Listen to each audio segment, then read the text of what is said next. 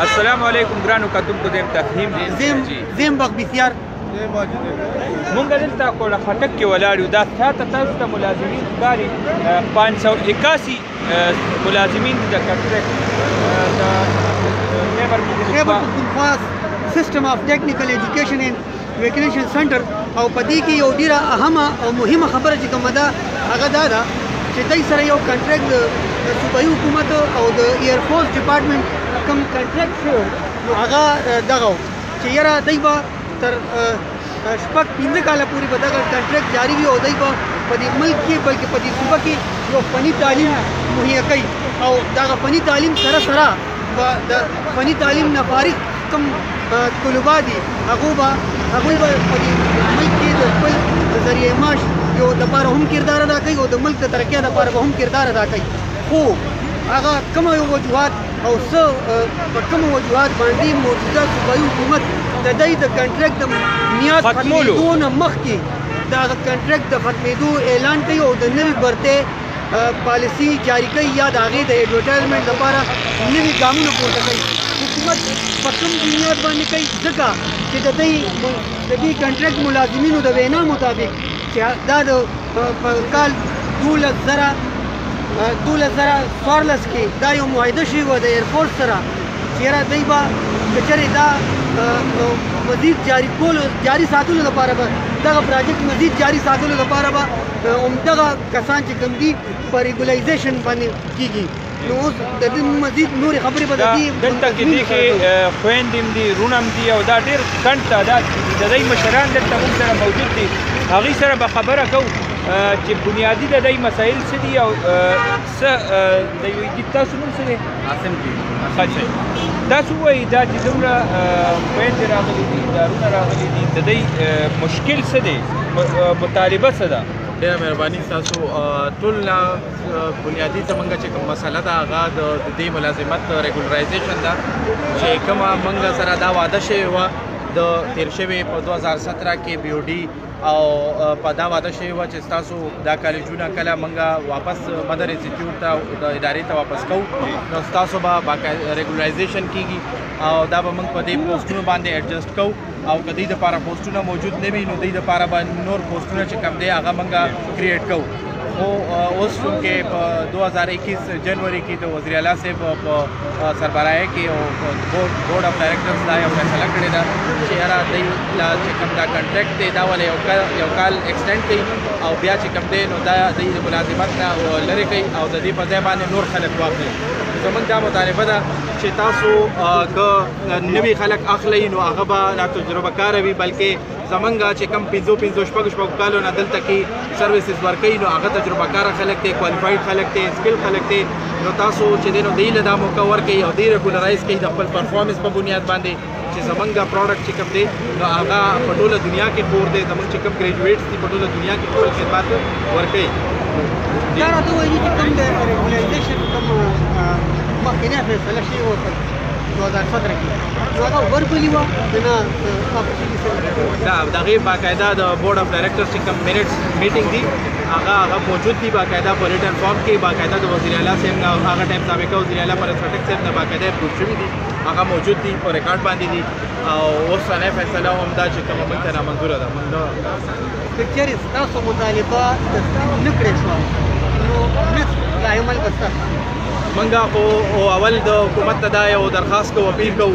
چې دوی زموږ د مسلې ته ډېر په غور سره وګوري او دوی د پبلک په انټرسټ کې او د دې 581 خاندانونو د مستقبل دپاره د دوی د بچو دپاره د په دې باندې غور و فکر وکړي او د دوی د مستقلو آرډرز دې ورکړي او که چېرې په دې کې زموږ دا مشران ناکامه کېږي نو هغه زموږ مجبوري به وي چې موږ به سبا د دې نه سخت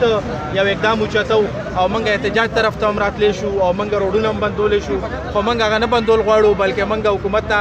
مخکې نه دا یو اپیل کول غواړو چې برای مهرباني موږ د خپلو نوکرو ته او د خپل هغه ته پرېږدی او زموږ دپاره یو مثبته فیصله وکړي مستقبل لپاره. ډېر دای نه به موږ لږ معلومات کوو. جي ستاسو نوم څه دی؟ او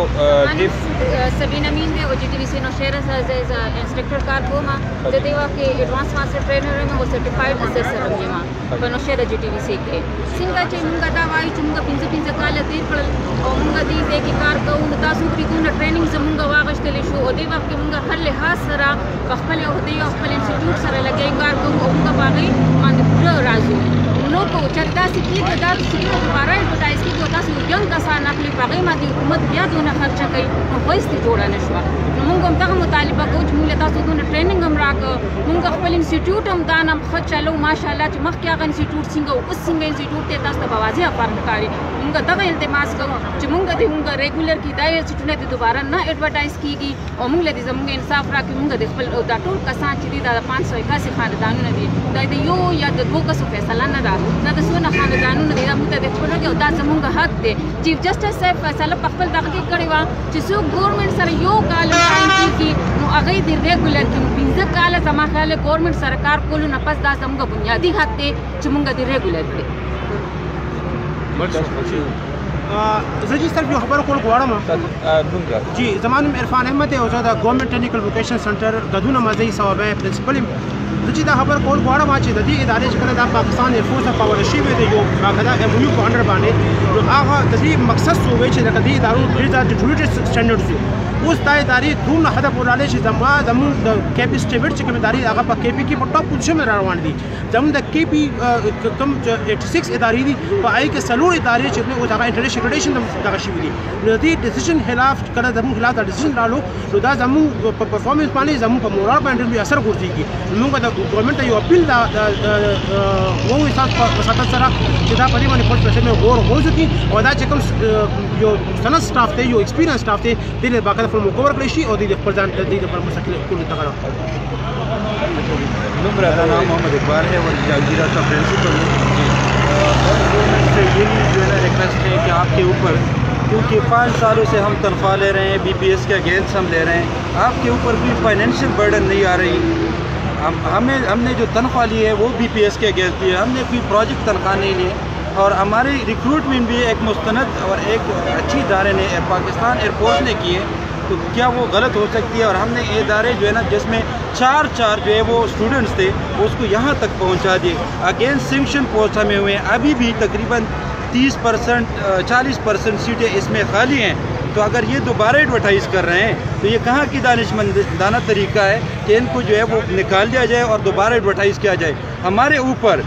तकरीबन करोड़ों रुपए हमारी ट्रेनिंग्स पे फॉरेन ट्रेनिंग्स हमारी हुई हैं. चीफ मास्टर ट्रेनर, लीड असिस्टर, TIMTs, 400 स्टाफ हमारा पूरा जो है वो ट्रेंड है. तो ये कहाँ का दुश्मनदाना तरीका है कि अनट्रेंड लोगों को जो आप इधर लेके आएँ और इनको जो है फारिग कर दें. तो मेरी रिक्वेस्ट है इमरान खान साहब से और वज़ीर आला महमूद खान साहब से कि इस ये डिसीजन को, इस फैसले को रिवाइज़ किया जाए और इन लोगों के हक़ में फैसला दिया जाए ताकि हमारे चूल्हे भी ना हो जाए. Thank you. ګرانو کتونکو خبره بنیادي ده. اربونه کروڑونه روپۍ په یو سلسله باندې ولګي، صفر نه کار شروع شي، بلډینګ پوره شي، کار پوره شي، کار روان شي او بیا اخره کې حکومت دوباره د بنیادونو نه شروع کوي او کار شروع کوي، د صفر نه بیا کار شروع کوي. لا منظور دې ماشودنۍ بچي هغه د لوګي نه د لوګي دلدل کې ورولي. او زه صرف د ټولو نه لویه خبره چې دلته دا یو انکشاف وشو چې ماله لکه دغه ملازمینو ته چې کومه تنخواه میلو ده نو هغه په 20 سکیل باندې میلو ده. نو مطلب دا چې دا د پراجیکټ په بنیاد نه وه، دا پراجیکټ ایکسټینډ باید 20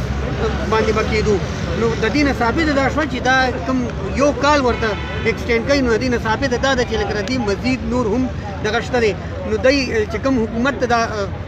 درخواست کړی دی چې نور کوم خلک اخلي، نو زما په خیال چې محمود خان صاحب او داغه نور چې ورسره د انډسټري کوم د خیبر پختونخوا د انډسټري وزارت دی، داغه محکمه ده، داغه سیکرټري دی،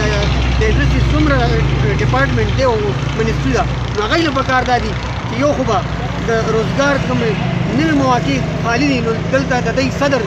اقبال صاحب هم وویل چې 40%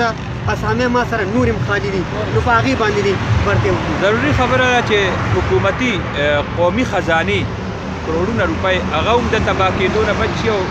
دا خلک هم د بېروزګاره کېدو نه بچ کړی شي. ډېره مننه. الله په امان.